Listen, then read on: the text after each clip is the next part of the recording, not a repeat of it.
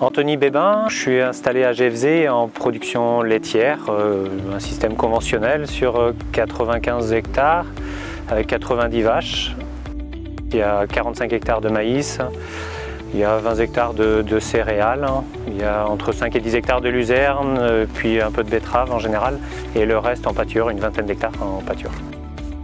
Je suis Charles-Édouard Lefebvre, je suis en GAEC sur la commune de Passé avec ma femme, plus une salariée à temps plein. Nous avons 120 hectares de SAU, 50 hectares de maïs, 30 hectares de céréales et le reste en prairie. On produit 1 million de litres de lait avec 100 vaches et une cinquantaine de genisses.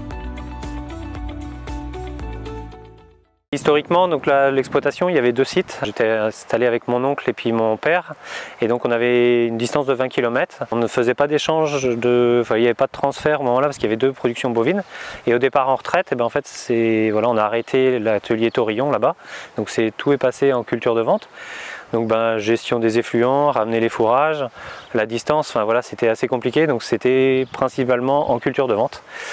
Donc voilà, donc ça restreignait l'assolement. Ici il y avait moins de rotation, on était plutôt maïs-herbe, et puis sur du céréal. Voilà, donc en discutant, j'avais mon cousin qui s'installait.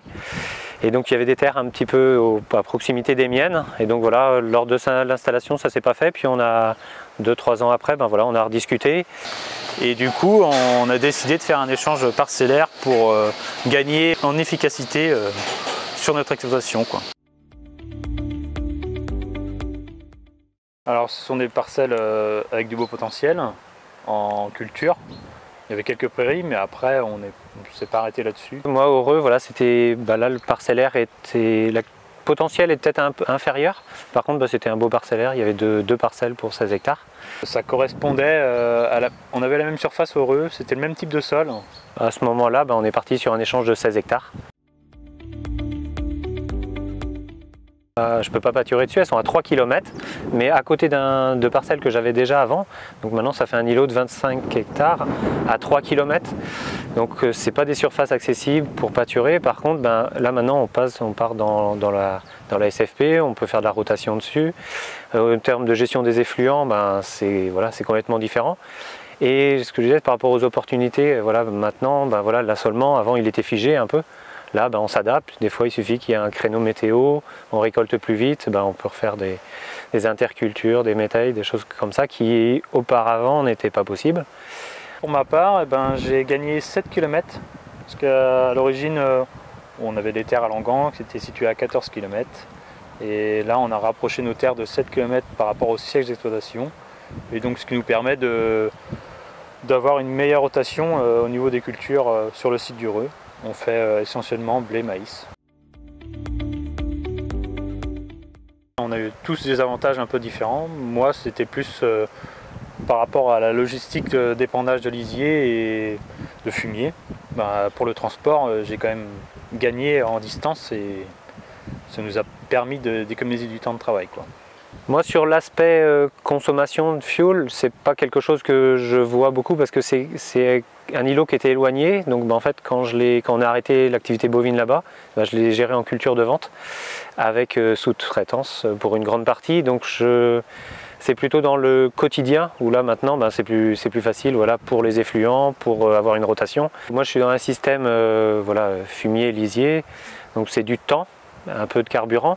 Par contre, ce qu'on voit au niveau de la CUMA quand même en termes de coûts, maintenant on est en sous-traitance tracteur, chauffeur et puis tonne.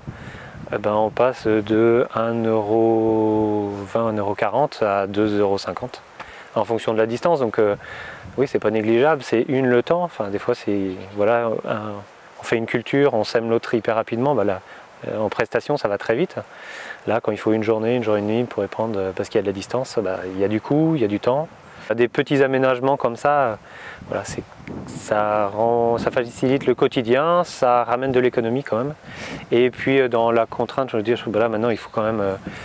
Avant on était sur des systèmes maïs-herbe très très classiques. Maintenant on s'inscrit dans des rotations. C'est quand même beaucoup plus facile quand tout est à proximité.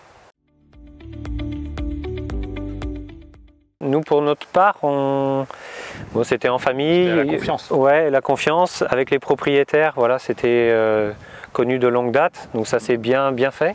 Pour moi, il y a le frein propriétaire, le frein administratif et le frein foncier, voilà, de la qualité des sols.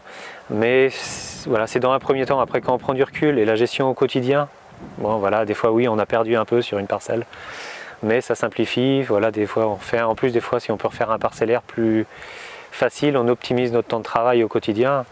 Voilà, c'est des petits freins dans un premier temps. Ces témoignages autour des échanges parcellaires illustrent bien le levier de réduction de consommation de carburant autour des problématiques de transport et déplacement. Ces problématiques de transport et déplacement sont plutôt à la hausse dans les exploitations agricoles parce qu'elles s'agrandissent, hein, et puis qu'il y a toute la question de l'accès au foncier.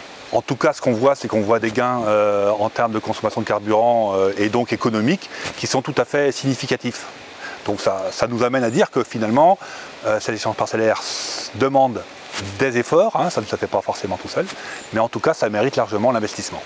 Ce qui est vraiment intéressant avec ces histoires d'échanges parcellaires, c'est qu'en plus de ce qu'on voit de manière directe, hein, et de manière aussi assez intuitive, c'est qu'il y a aussi des gains et des impacts collatéraux qui vont être positifs, que ce soit au niveau des tracteurs, par rapport notamment au choix de puissance, que ce soit au niveau des pratiques d'éco-conduite, hein, qui vont être plus faciles lorsqu'on est sur des parcelles proches, hein, qui vont être plus faciles à mettre en œuvre, que ce soit au niveau du parc matériel et de l'adéquation tracteur-outil pour lequel on aura des besoins de dimensionnement qui vont pouvoir varier et donc être plus faciles à mettre en œuvre, que ce soit au niveau aussi du système de culture et des questions de rotation pour lequel on a un peu plus de marge de manœuvre, hein, jusqu'au même aux questions de délégation et de gestion des chantiers, sur l'organisation des chantiers,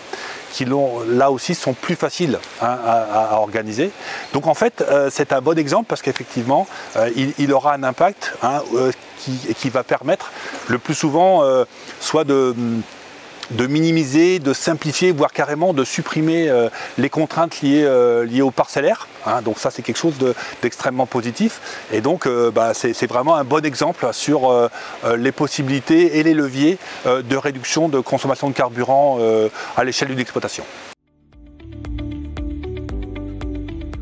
Tous ces agriculteurs qui ont des projets, qui cherchent à effectivement faire émerger des échanges parcellaires et qui n'ont pas forcément toujours les contacts ou qui veulent un petit peu avoir des personnes neutres pour travailler avec eux pour élaborer leurs projets. Donc à la Chambre d'agriculture de Bretagne, on peut les accompagner. On a du temps effectivement qui est dédié effectivement à l'accompagnement de tous ces projets d'échange, de mettre en relation les acteurs, effectivement faire des réunions d'information dans des territoires, mais aussi travailler avec des petits sous-groupes, hein, plus localisés, avec un appui cartographique, avec une certaine formalisation des échanges. Donc c'est vraiment une thématique sur laquelle on est vraiment présent pour accompagner les agriculteurs.